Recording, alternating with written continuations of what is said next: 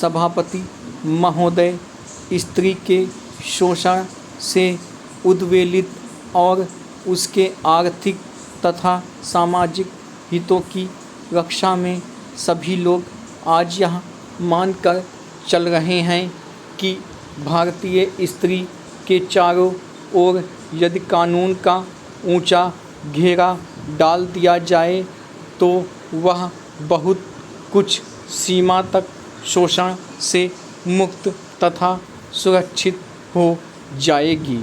यकीनन कानून की सत्ता के प्रति इनकी गहरी आस्था यह संकेत देती है कि अनेक कानूनी अधिकारों से वंचित होने के कारण ही भारतीय स्त्री उत्पीड़ित और शोषित है।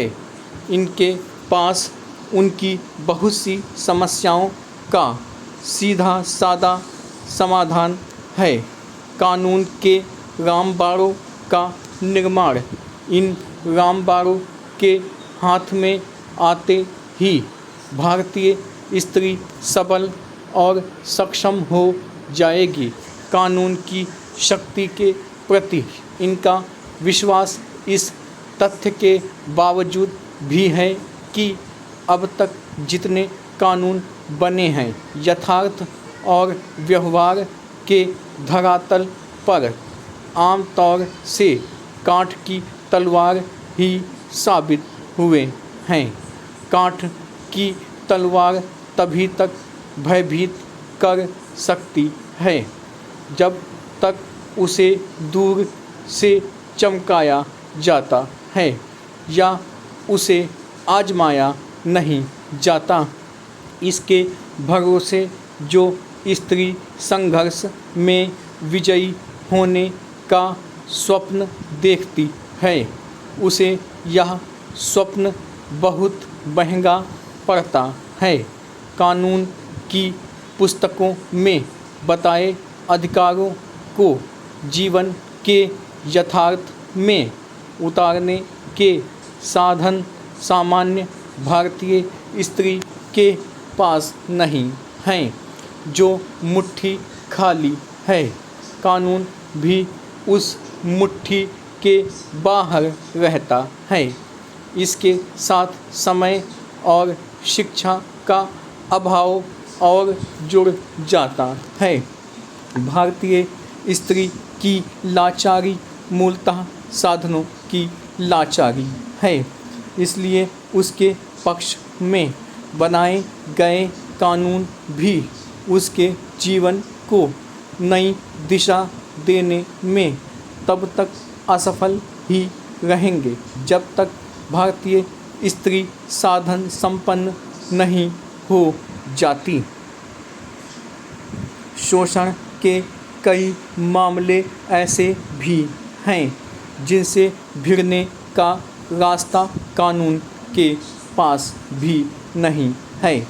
अविवाहित स्त्री का परिवार द्वारा सम्मिलित शोषण इस प्रकार के शोषण का सबसे अप्रिय उदाहरण है।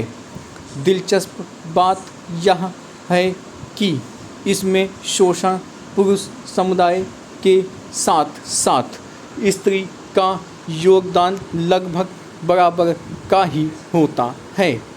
आज़ादी के बाद के दशकों की तुलना हम आज करें तो एक नए समाज का रूप उभर कर सामने आता है।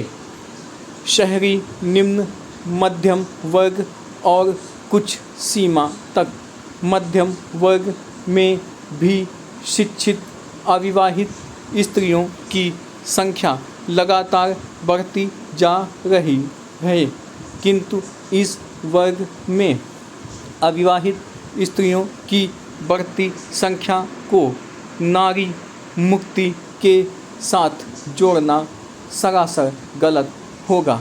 यह नारी मुक्ति का नहीं, उस पर हो रहे एक नए प्रकार के शोषण का प्रमाण है। आज इस वर्ग के माता पिता का अपनी कमाऊ बेटी के पीले हाथ करने के प्रति उत्साह घटता जा रहा है। वे उसे हर तरह से अविवाहित रहने को प्रेरित करते हैं।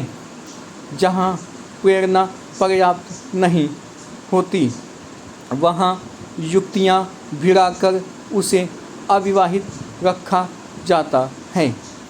हालांकि बहुत सी लड़कियों ने खुद अविवाहित रहना एक जीवन शैली के रूप में चुना है और अपने रहने के लिए एक अलग ठिकाना भी बनाती हैं।